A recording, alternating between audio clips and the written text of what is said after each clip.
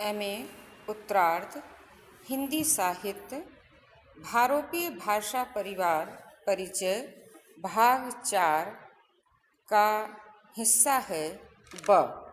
मैं डॉक्टर प्रतिभा शुक्ला, सह आचार्य हिंदी, श्री रतनलाल कंवरलाल पाटनी, राजकीय स्नातकोत्तर महाविद्यालय किशनगढ़ अजमेर से एमए उत्तरार्ध के विद्यार्थियों को भारोपीय परिवार की भाषाओं के परिचय के क्रम में आज आर्य और या भारत ईरानी भाषाओं के विषय में चर्चा करूंगी। प्रिय विद्यार्थियों, इससे पूर्व के वीडियो में हम कैंतुम और शतम वर्ग के क्रम से भारतीय भारोपीय परिवार की भाषाओं का संक्षिप्त परिचय प्राप्त कर चुके हैं, जिसमें हमने इटैलिक या इतावली, ग्रीक, जर्मनिक, कैंटिक, केल्टिक, हित्ती, तुखारी आदि भाषाओं का संक्षिप्त परिचय प्राप्त किया था। आज हम उसी क्रम को आगे बढ़ाते हुए आर्य अथवा भारत ईरानी भारोपीय परिवार की भाषाओं का अध्ययन करेंगे। क्योंकि इस शाखा के भाषाभाषी स्वयं को आर्य कहते हैं, अतः आर्य जाति के नाम पर उनकी भाषा को भी आर्य कहा गया है। इसकी प्रमुख दो उपशाखाएं हैं, भारतीय शाखा और ईरानी शाखा। भारतीय उपशाखा में प्राचीन काल से आधुनिक काल तक की सभी भारतीय आर्य भाषाओं को सम्मिलित किया गया है। अध्ययन की सुविधा के लिए हम इन्हें 3 कालों में बांट सकते हैं। पहला, प्राचीन भारतीय आर्य भाषाएं, दूसरा मध्यकालीन भारतीय आर्य भाषाएं और तीसरा आधुनिक भारतीय आर्य भाषाएं। अब हम पुनः प्राचीन भारतीय आर्य भाषा का अति संक्षिप्त परिचय यहाँ पर प्राप्त करेंगे, जिसका काल 2000 ईसा पूर्व से 500 ईसा पूर्व तक माना गया है। इस काल में वैदिक संस्कृत और संस्कृत भाषाएं आती हैं। ऋग्वेदी आदि की संहिताएं, ब्राह्मण, आर्यण ग्रंथ तथा उपनिषदों की भाषा यही है। रामायण, महाभारत तथा बाद के संस्कृत कवियों की रचनाएं भी इसी भाषा में की गई हैं। दूसरा काल है इसका मध्यकालीन भारतीय आर्य भाषाएं, जिनका समय भाषा वैज्ञानिकों ने 500 ईसा पूर्व से 1000 ईस्वी तक माना है। इसमें अनेक जन भाषाएं प्रचलित थीं, जिन्हें प्राकृत कहा गया है, आती हैं। उदाहरण के लिए इस काल के अंतर्गत आने वाली इन प्राकृत भाषाओं को पुनः 3 भागों में बांटा गया है या 3 कालों में विभक्त किया गया है। पहला, प्रथम प्राकृत या प्राचीन प्राकृत, दूसरा द्वितीय प्राकृत या प्राकृत, तीसरा तृतीय प्राकृत काल या अपभ्रंश काल। प्रथम प्राकृत काल या प्राचीन प्राकृत काल में इसका समय 500 ईसा पूर्व से ईस्वी सन के आरंभ होने तक माना गया है। इसे ही पाली भाषा भी कहा जाता है। इसमें बौद्ध धर्म के ग्रंथ तथा सम्राट अशोक के शिलालेख और अभिलेख इसी में मिलते हैं। दूसरा काल है द्वितीय प्राकृत या मध्य प्राकृत। इसका काल ईस्वी सन के प्रारंभ से 500 ईस्वी तक माना जाता है।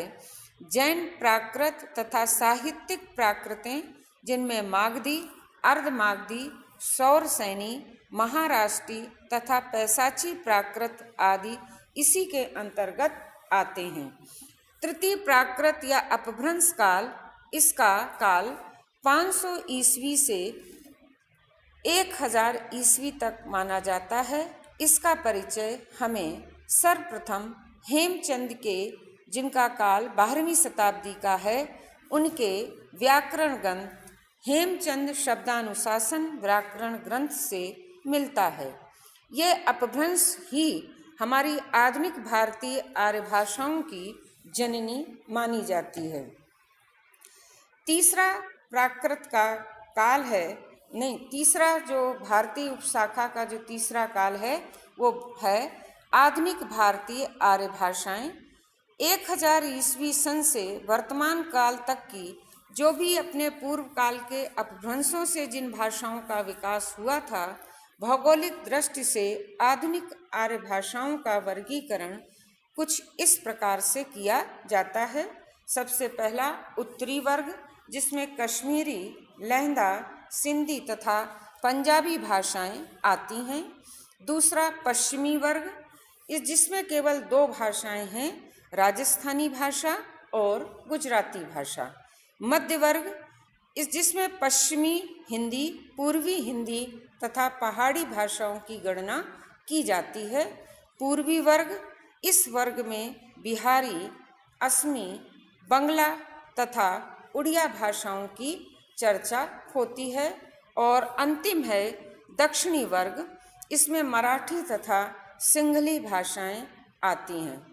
उपर्युक्त भाषाओं के अतिरिक्त हबूड़ी तथा जिप्सी बोलियां भी आधुनिक भारतीय भाषाओं में ही इन्हें गिना जाता है, अर्थात ये भी आधुनिक भारतीय आर्य भाषाओं के ही अंतर्गत आती हैं। अब हम चर्चा कर रहे हैं ईरानी उपशाखा की। यहाँ पर मैं पुनः विद्यार्थियों का ध्यान दिला दूं कि जो हमने भारत ईरानी भाषाओं का परिचय प्राप्त किया, उसमें भारतीय उपशाखा के अंतर्गत 3 काल आए। पहला प्राचीन आर्य भाषा, दूसरा मध्य भारतीय आर्य भाषाएं और तीसरा आधुनिक भारतीय आर्य भाषाएं। मध्यकालीन आर्य भारतीय भाषाओं में को पुनः 3 भागों में बांटा गया। प्रथम प्राकृत, द्वितीय प्राकृत और तृतीय प्राकृत। और तत्पश्चात अब हम चर्चा करेंगे ईरानी उपशाखा की। ईरानी उपशाखा की भाषाएं ईरान में बोली जाने वाली सभी ईरानी आर्य भाषाएं आती हैं। यद्यपि ईरानी आर्य भाषा के विकास की कुछ कड़ियाँ उपलब्ध नहीं होती हैं, तथापि भारतीय आर्य भाषा के विकास की भांति ही इसे भी 3 कालों में विभक्त किया गया है। पहला प्राचीन ईरानी, दूसरा मध्यकालीन ईरानी तथा तीसरा आधुनिक ईरानी। इस उपशाखा का एक प्राचीनतम ग्रंथ अवेस्ता है। इसी के आधार पर प्राचीन ईरानी भाषा को अवेस्ता भी कहा जाता है। ये भाषा ईरान के पूर्वी भाग में बोली जाती है। ईरान के पश्चिमी भाग में बोली जाने वाली ईरानी भाषा फारसी कही गई है। इस फारसी भाषा का विकास ही आगे चलकर मध्यकालीन फारसी या पहलवी तथा आधुनिक फारसी के रूप में हुआ है। फिरदौसी का शाहनामा आधुनिक फारसी भाषा की प्रसिद्ध रचना है। अगला जो भारोपीय भाषा की भाषा है वो है बाल्ती या स्लावी। जैसा कि इसके नाम से ही स्पष्ट है, इस वर्ग के 2 उपवर्ग हैं, बाल्ती या बाल्टिक और दूसरा स्लावी या स्लाविक। साथ ही कुछ भाषा वैज्ञानिकों ने इन्हें एक ही वर्ग में रखना भी उचित मानते हैं। यहाँ दोनों का परिचय मैं अलग अलग आप लोगों के समक्ष प्रस्तुत कर रही हूँ। बाल्ती या बाल्टिक, इस उपवर्ग की भाषाएं बाल्टिक सागर के तट पर बोली जाती हैं। इसमें 2 भाषाएं हैं, लिथुआनिया देश की लिथुआनी तथा लात्विया देश की लेत्ती।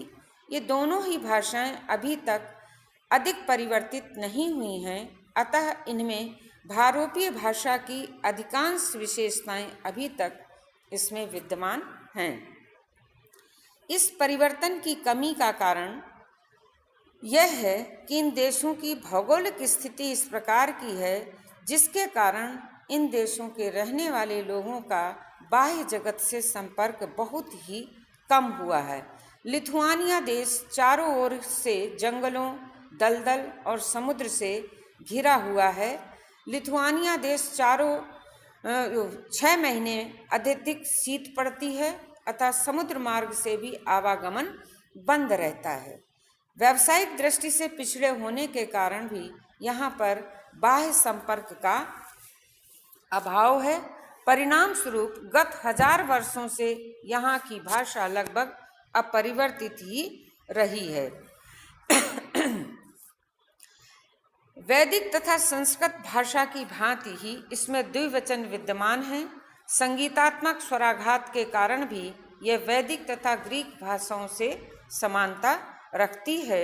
साहित्य की अपेक्षा इन भाषाओं का महत्व भाषा वैज्ञानिक दृष्टि से अधिक है, क्योंकि अपरिवर्तित रहकर अपने मूल रूप को सुरक्षित रखने के लिए प्रायः लिथुआनी भाषा का उदाहरण दिया जाता है।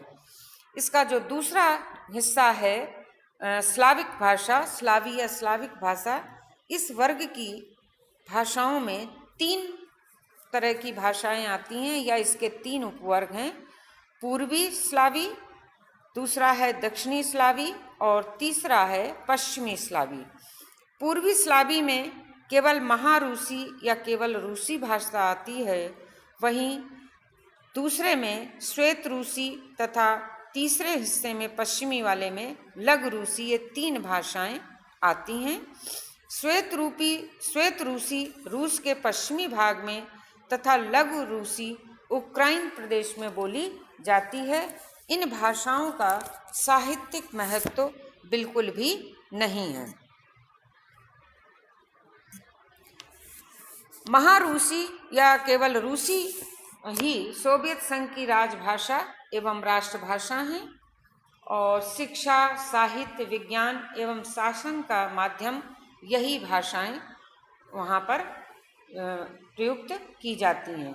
इस भाषा का साहित्यिक विकास यद्यपि 18वीं शताब्दी से ही माना जाता है, किंतु आज इसमें अनेक विश्वविख्यात साहित्यकारों की रचनाएं उपलब्ध होती हैं।